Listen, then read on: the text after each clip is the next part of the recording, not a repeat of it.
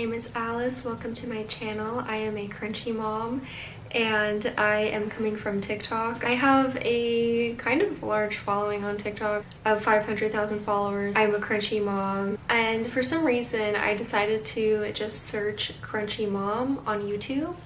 And on TikTok, crunchy mom is kind of like a swear word on there. It's kind of like a controversial thing, I guess, to be a crunchy mom. So I was just kind of like bracing myself, like what's gonna come up, like what kind of heated, angry video about crunchy moms is gonna come up. But surprisingly, the first thing that came up was, my son's playing right now. The first thing that came up was one of my own videos that I put on YouTube, a crunchy mom shopping haul. That's what I noticed. There's not a lot of crunchy moms on here, I guess. So I thought I would make one. What is a crunchy mom? Let me tell you.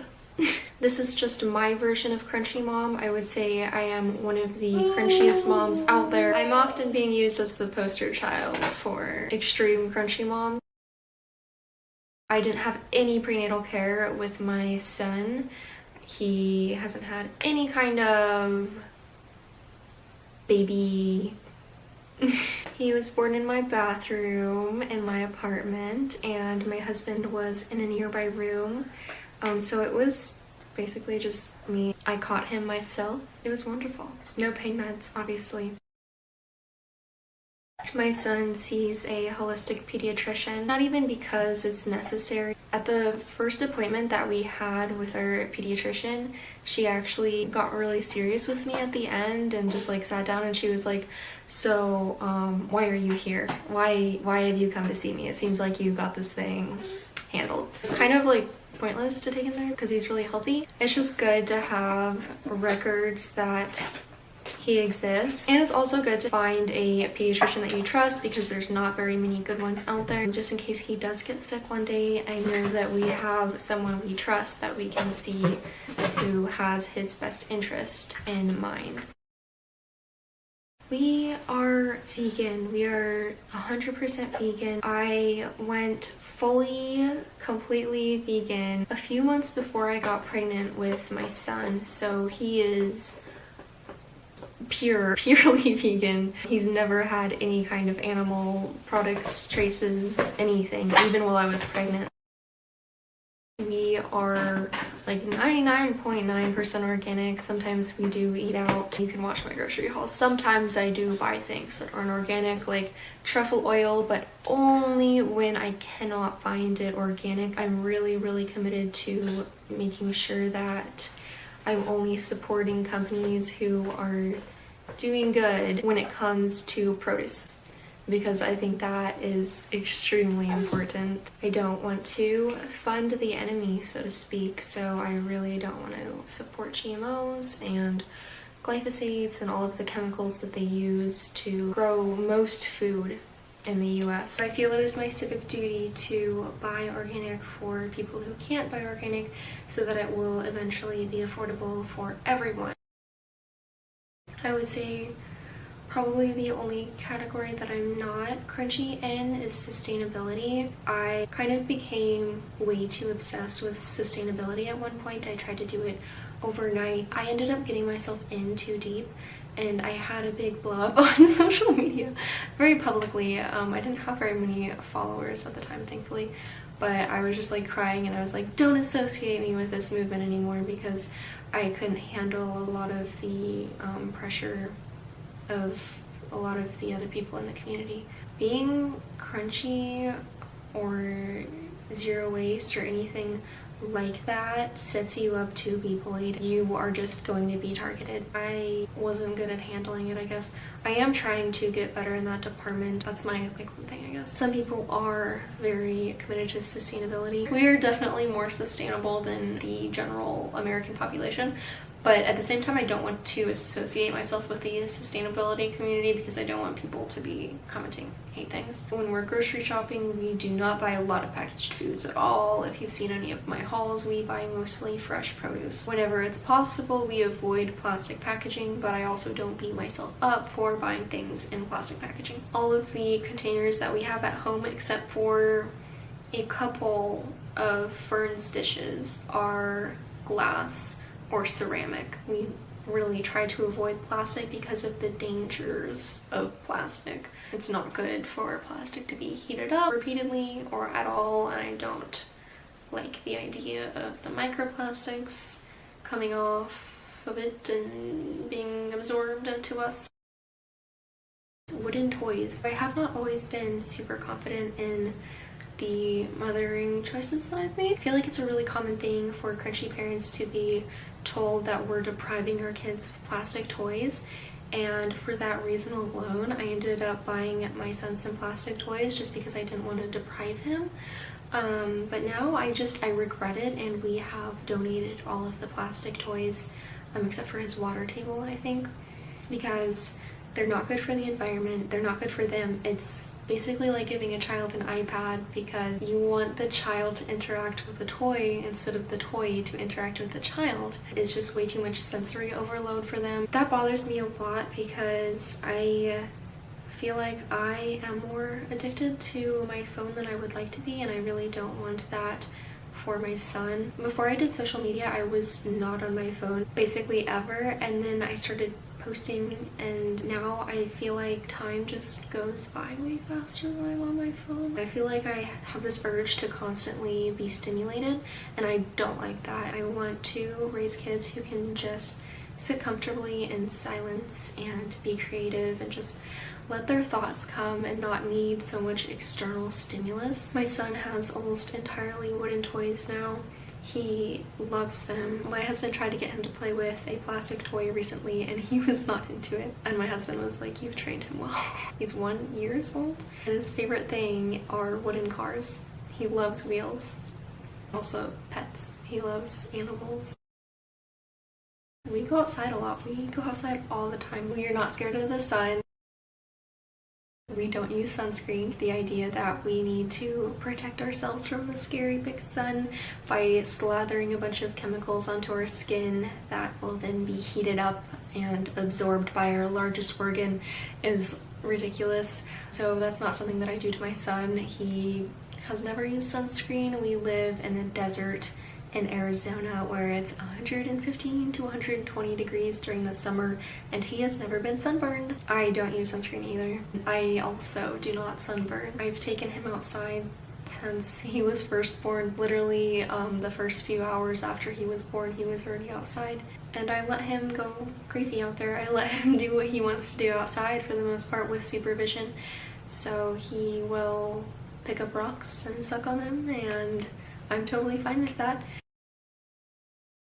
Crunchy moms believe in building the gut microbiome. The gut is extremely important. I am all about getting him beneficial bacteria, letting him explore his surroundings while he's breastfeeding. I don't think I would be doing this if he wasn't breastfeeding. Since he is breastfeeding, he is allowed to follow his natural instincts. Babies have this natural instinct to put things in their mouths and explore and expose themselves to all these bacteria because they are breastfeeding and they have breast milk to rely back on. That way they won't get sick and they can expose their immune systems to all of these different things while they have like super golden medicine, you know, natural stuff, the superior medicine. I definitely don't want to miss that crucial period of his life while he's protected by breast milk where he can explore his gut or his gut can explore bacteria. It's such a short time. He's never been sick and he's had free reign pretty much to suck on whatever he wants. We believe in grounding. I try to ground my baby every single day and also ground myself, so that means going outside in as little clothing as possible, still covered because we don't have a backyard. Just get out there in the sun and feel nature and close your eyes and take off your shoes. That's the most important part. Just feel the earth on your feet and feel connected to the world and nature. I don't use toothpaste. I use soap because the chemicals in every toothpaste pretty much are just not good. I can't imagine how they would be good for our teeth. Obviously the big ones like Crest and Colgate are terrible, filled with chemicals and sweeteners. I would never use those. And also fluoride, we don't use fluoride. But even the more natural ones, like I was using Tom's at one point because I was just beginning my journey and I didn't know how to spot chemicals. Even their fluoride-free toothpaste still has sweeteners in it. It doesn't make sense to be rubbing sweeteners into your teeth and then going to bed and sleeping with that rubbed into your teeth for 8 hours. It's totally just a placebo thing. The minty taste makes you think that your teeth are clean when they might not be. That flavoring is so toxic. It even has the label on it that you need to call Poison Control Center if you accidentally swallow more than a toothbrush sized amount. I at one point was just using water, and now I've started using water and soap. Just pure cast iron soap, not flavored, not scented or anything. Literally just cast iron soap. And that has worked amazing. It, doesn't taste good the first few times, but then you get used to it and my teeth feel way cleaner. They feel better than they've ever felt. I had a lot of sensitivity with my teeth before switching to not using toothpaste, and now all of that sensitivity is gone. I recently tried a natural toothpaste. I think it was David's, and my teeth burned afterwards. They felt horrible, so I went back to soap and just used water and soap. Probably my favorite part of being a crunchy mom is the gentle / attachment parenting side, which involves baby wearing. Just keeping the baby as close to you as possible all throughout the newborn period and beyond, because babies need their moms, and when they're born they have no concept of time. They don't know that you're coming back when you leave. They think that they are still connected to their moms, they don't see themselves as separate individuals. Humans are caring mammals. We are actually supposed to be carrying our babies constantly to protect them from predators, and that is why Americans have this huge misconception that babies are terrible and bad and they cry a lot and they try to manipulate you for attention, but they just want to feel safe and they want to know where you are. When you set them down and walk away, they think that you abandoned them, so they cry for help to try to find you because they think that you lost them, and they also think that they are going to die, because if a predator comes and they are not attached to their mother, they will die. So a lot of the newborn period for me was just unlearning things that I had been taught by society about babies being these needy creatures, that we shouldn't give them too much attention. That's not how we run things around here. Here we recognize that babies are people too. Babies' lives matter. Babies' feelings matter. And babies aren't giving their moms a hard time, they're just having a hard time, and they've just been born into this big scary world that they don't understand. We don't believe in smacking our children, beating them, also known as spanking. We don't believe in that. We don't believe in intentionally yelling at children unless it's an emergency situation. Obviously sometimes parents get angry and frustrated and lose their self-control, but it's not something that I would do intentionally. We don't believe in using fear as a parenting tactic. We don't believe in manipulating or lying to our children, so I will not be lying to my son about Santa or the tooth fairy or any of that stuff. He will know the truth about it, but we will still involve him in those things. He will still get money from the tooth fairy and presents from Santa, and we'll still do all of the regular traditions, but he will still know the truth, and then it's just a fun pretend game that we do.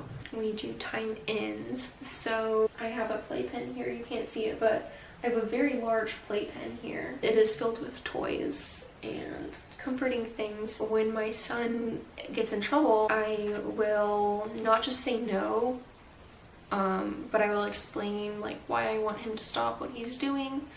And then if he doesn't stop, I will give him another warning, and then if he still doesn't stop, then he will have a time in. That is not for him to feel ashamed. The difference between a time out and a time in is with the time out, you want the child to feel ashamed of themselves, and they'll be in a corner in a chair by themselves with nothing to play with and just sitting there. But with the time in, they are isolated from others that they might be hurting, maybe they're biting someone that they shouldn't be biting. The time in removes them from the situation, so they're not a danger to whoever they're biting. It is also a time to give them space to cool down. So that's how we do consequences for now. co-sleeping. We bed share. My baby sleeps right next to me every night. He's a year old. He's been doing that for almost his entire life. I've been figuring things out as I go along. I did a lot of research on gentle parenting and as much information as I could find about crunchy parenting.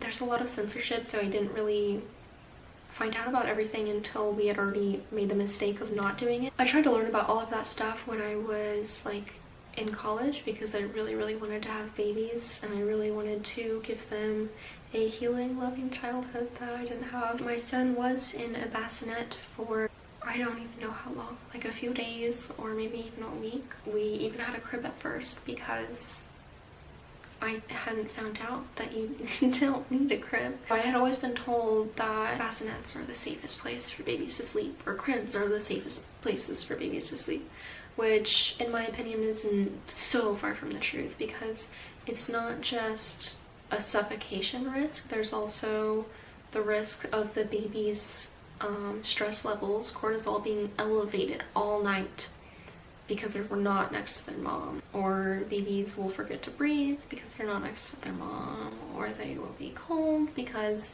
our bodies are biologically designed to regulate their temperature. We can only do that if we're having skin to skin with them. Another risk is that you could lose your milk supply when you're not co-sleeping because your body doesn't produce milk when the baby's not there as much. Skin to skin is incredible for regulating baby and mom, for regulating milk supply and baby's stress levels and baby's heart rate even. It always felt very wrong to me to put my baby in a bassinet, but I did it anyway because it's just like what I had been told to do. I really regret this. I really regret not listening to my intuition, my gut, and my heart, because it has never been wrong when it's come to my babies, and every time I've gone against that and like kind of like just listened to society instead, it's gone terribly, horrendously. So I was putting my baby in the bassinet for the first couple nights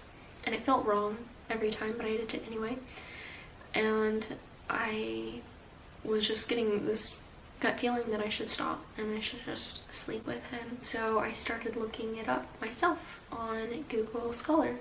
I just searched, I think, infant effects, bed sharing versus co-sleeping versus cribs. The science was really clear that even when a baby is placed in a bassinet near mom in the same room, their cortisol levels skyrocket and they just stay there until they're near their mom again. Another risk of not co-sleeping is accidental co-sleeping, which is extremely dangerous because accidental co-sleeping is when you are not intentionally co-sleeping, but it happens anyway. So that means you fall asleep on the couch or you fall asleep in bed with your baby when you're not trying to. That's really dangerous. And it's really hard to imagine when you're not there, but when you're postpartum, I was not sleeping very much when I was postpartum. The first few months that I had my son were the least I had slept in my whole life. My baby was waking up to breastfeed every 1 to 2 hours, of course, but I was not sleeping in between those periods. I would just lie awake being worried about him, and there wasn't even like a reason why. I just like couldn't sleep because I had this precious new baby and I wasn't used to having a precious new baby, and I was so worried about him and I just wanted to protect him, and my instincts like kicked into overgear, so I just was not sleeping at all. I could not sleep. Eventually, when you don't sleep, your body will sleep for you. You will fall asleep eventually, whether you're trying to or not. So one night, thankfully my son was wearing an owlet alarm.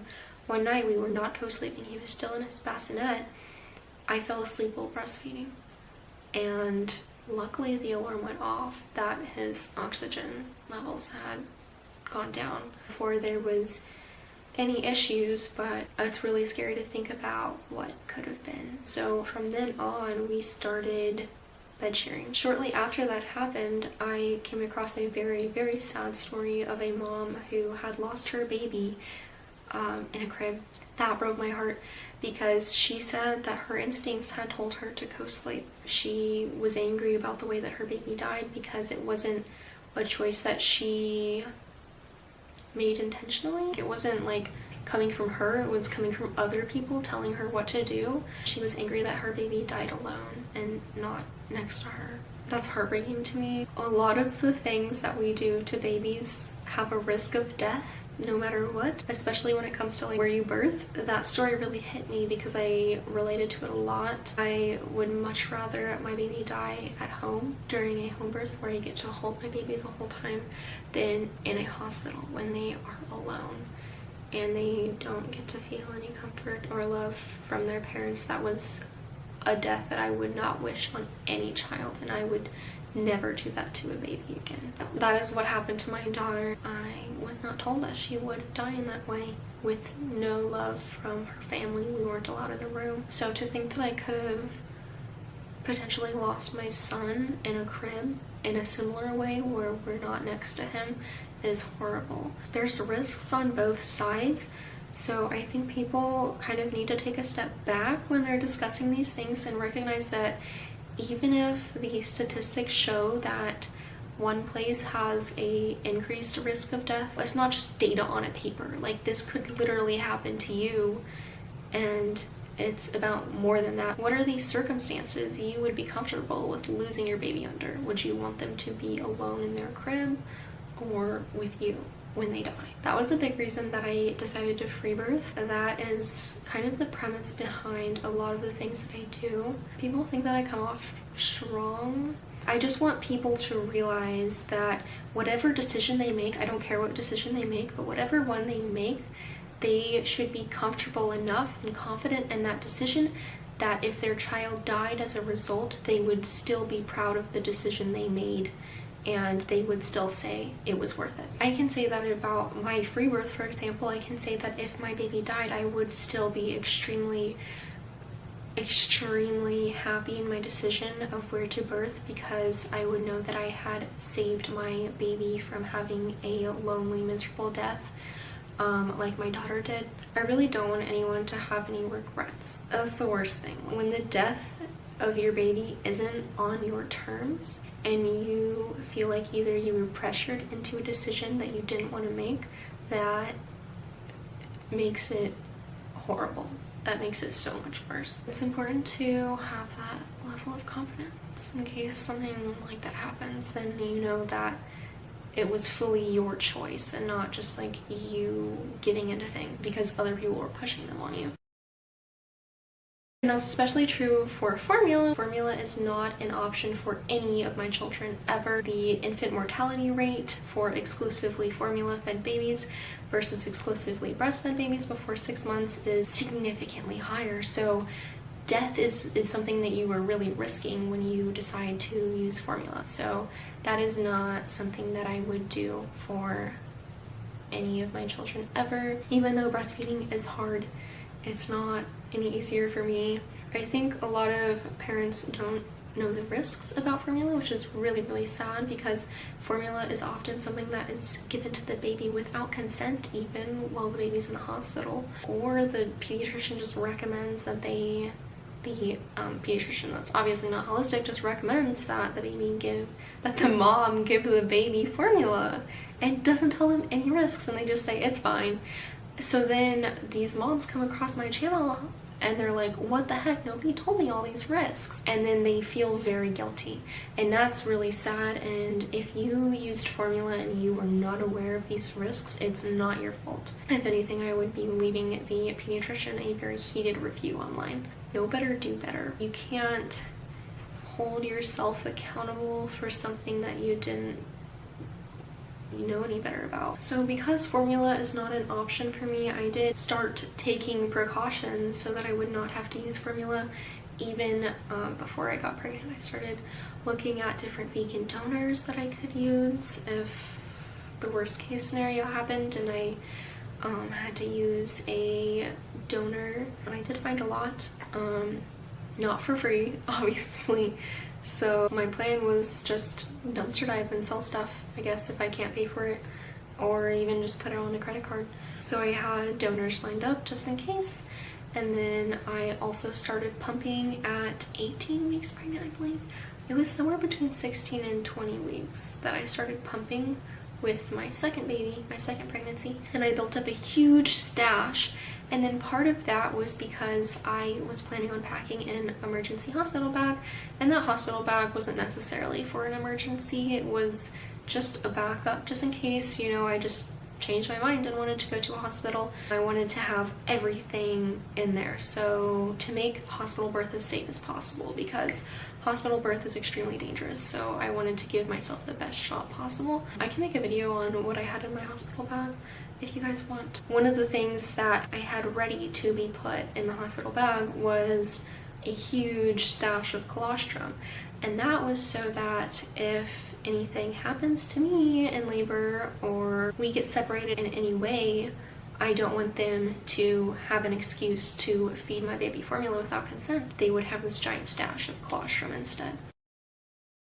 I also have some unconventional ideas about feeding babies, I guess. People ask me if I feed my son baby food, and I say there's no such thing as baby food. Baby food is just breast milk. Mushed, sterilized, jarred things with citric acid and a 5-year shelf life are just products marketed towards parents who don't know any better. They want their baby to sleep longer, even though it's biologically not appropriate at that age. So they give them formula and the baby gets sick, and the baby gets all these digestive issues that cause them to sleep longer. They sleep a lot longer because they're so sick. My original plan was not to feed my son any solids until he was 4. He ended up having an interest in the foods that we were eating in front of him, and so I felt cruel not to give in to that. So I did end up giving him things when he asked for it, but it's not like a situation where I'm like, he needs solids to be healthy. I don't think that at all. I think that he would be way healthier if he was exclusively breastfed for 4 years, but since I am not as strong, I guess, so as to deprive my son of the food that he sees me eating, I ended up giving him solids earlier. When I give him solids, I don't like mash it up for him or anything like that. I just give him the whole fruit. He primarily eats fruit just like I do. I primarily eat fruit depending on what's in season and how often I am able to go to the grocery store. I believe that a diet that is comprised of 90% fruit is healthiest. Absolutely. Is that always attainable? For me personally, no. Just because it's kind of expensive and it does require me going to the grocery store every day or every other day. I do eat mostly fruit. Some weeks we do like splurge and eat like 90% fruit. It's really expensive, but I feel incredible when we do that. He started eating solids, I would say, at somewhere between 6 and 10 months. I don't know, it's all a blur. His favorites are peaches, strawberries, mango, coconut, blueberries, grapes. I don't force him to drink any liquids. I won't force him to drink water or juice or anything like that unless he asks for it. If he asks for it, then I will give it to him, but I'm not like one of those parents who's like, he needs water as a part of a necessary diet thing. Some days he will eat 5 to 10% fruit and 90 to 95% breast milk. And some days he won't want any fruit at all and he will be 100% breastfed. So it just depends on the day and what he's feeling. On the days where he chooses to eat more, he sleeps in longer stretches. And on the days where he doesn't, he doesn't. So some nights he will still be waking up every 1 to 2 hours.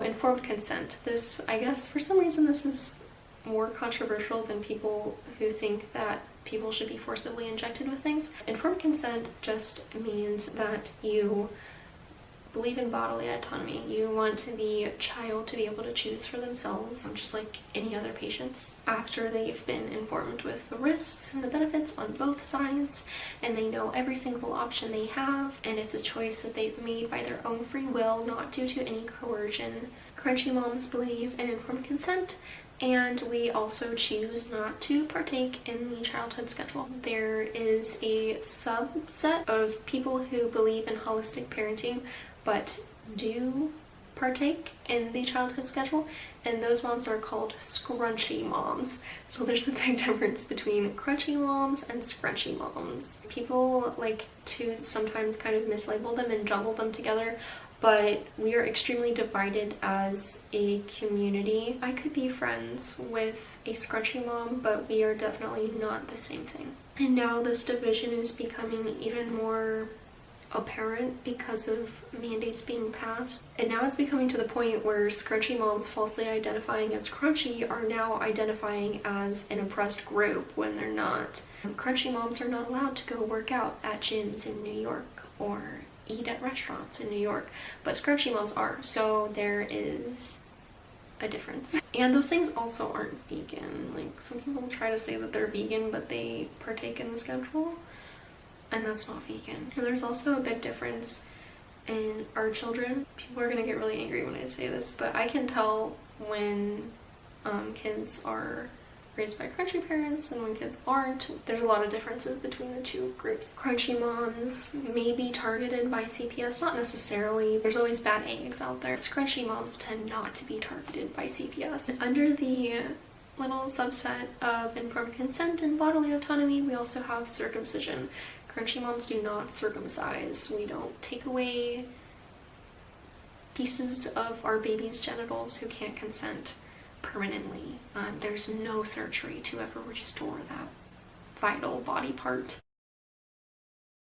This isn't every crunchy mom, but a lot of crunchy moms do like to do like neutral clothes. I don't know why that is, but I like it. I like it a lot. And it's also a way of like identifying other crunchy moms, because usually, sometimes they're just like doing it because it's a trend, but usually if someone is dressing their kids neutral, they're either already crunchy, they're secretly crunchy and publicly pretending not to be crunchy, or they are open to the idea of being crunchy, so they're like in conversion, in transition.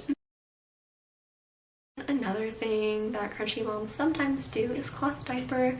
I cloth diapered for a time, and I talked about this in an older video a little bit before, but I am really sensitive to being bullied for sustainability for some reason. I did cloth diaper for a time, and then I stopped. I'm going to get back into it, but brands keep sending us disposable diapers.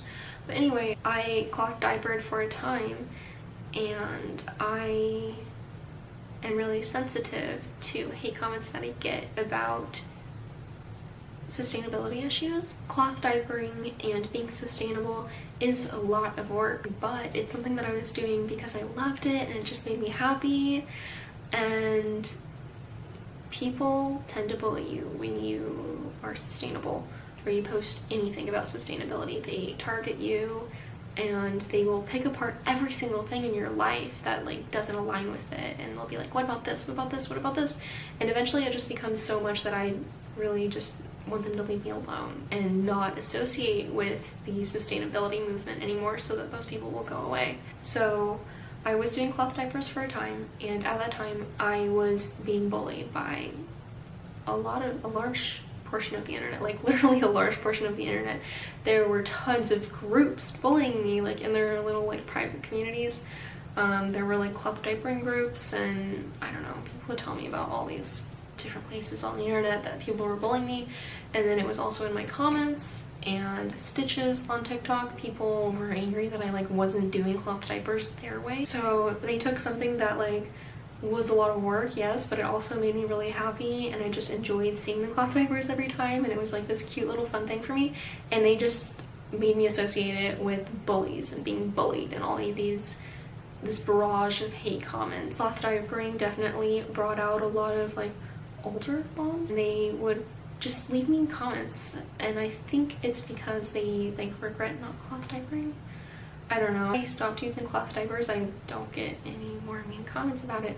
People don't stitch my videos and like talk crap about me cloth diapering anymore, which is really sad that people bully people who are working on being better into just going back to their old ways. I feel like a lot of the things that people bully me about, I am really like hard-shelled about, and they like don't get to me, but for some reason sustainability really does. I stopped doing it, but hopefully for our next baby I won't be like that, and hopefully I will be able to cloth diaper, because we do already have a big stash of cloth diapers that we can use. Crunchy moms are really targeted. The more crunchy you are, the worse it is. I think that's why a lot of people who are crunchy publicly pretend not to be. And I think that stems from a lot of moms' guilt because they're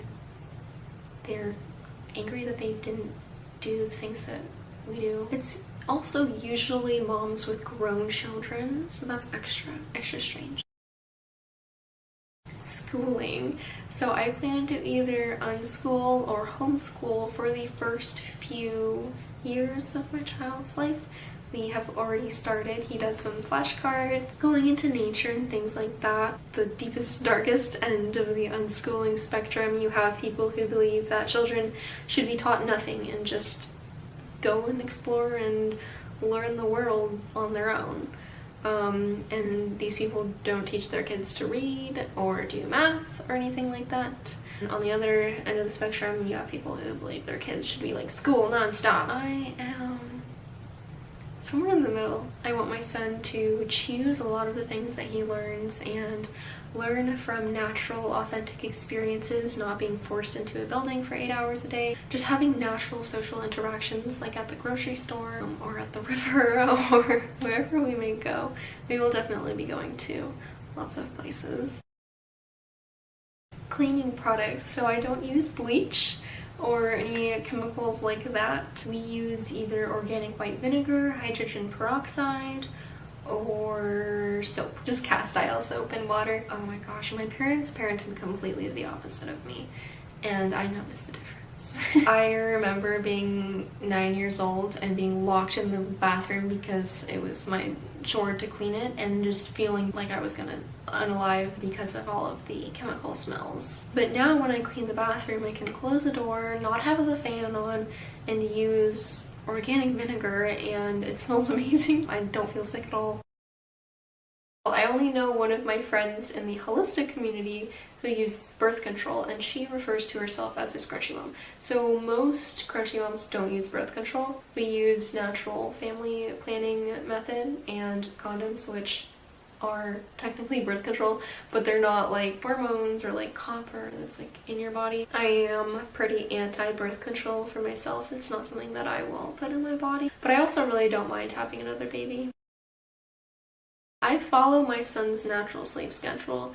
I don't force him to sleep at any specific times. I just kind of go along with whatever he wants. If he is like noticeably tired but finding sleep, then I will try to help him fall asleep, and I'll just like put him in a dark room and like scratch his back.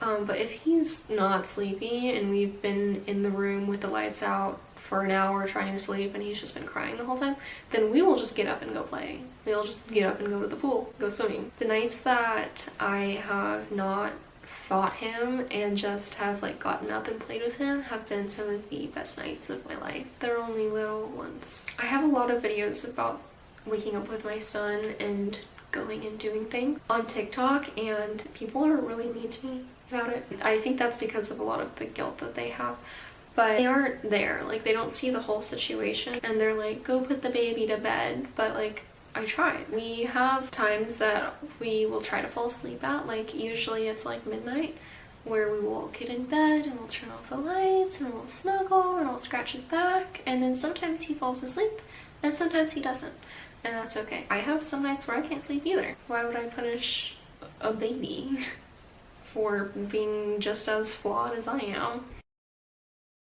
Crunchy moms tend to not have mom guilt. In the non-crunchy mom community, mom guilt is a huge thing, but at least for me, I don't have any mom guilt related to my son. I do with my first because I had her in a hospital and I really regret having her in a hospital, but I don't have that for my son. And I did make mistakes with him, like I did use a pacifier. That's another thing that I would say isn't crunchy. As soon as I found out that it was bad and I shouldn't, I just stopped using the pacifier. Like, same thing with bassinets. So I started using a bassinet at first, and then I found out it was bad, and then I stopped. So it's a regret, but it's not guilt, because at the time that I made those decisions, I didn't know any better. The difference between regret and guilt is regret is doing something when you don't know any better, and then learning from it and changing. And then guilt is knowingly doing something that you know is bad and not changing and doing the same thing over and over and over again. screen time. Some crunchy moms don't do any screen time at all. I have always turned on Curious George for my son in the background when he's like playing, but he rarely watches it. Like sometimes he will like bounce to the theme song without even looking at the screen. He's really not interested in the TV. TVs don't really bother me. If he did like the TV, that wouldn't be a problem for me. He doesn't, so it's a non-issue. But if he did like the TV, I would not mind. My issue is more with like those like talking toys or tablets or phones, just like personal devices. I think this ended up being an extremely long video, so if you're still around, thanks for watching, and goodbye. Please leave some video suggestions down below. I really want to start making more YouTube videos, but I don't always have the motivation, and I also don't know what people want from me, so let me know.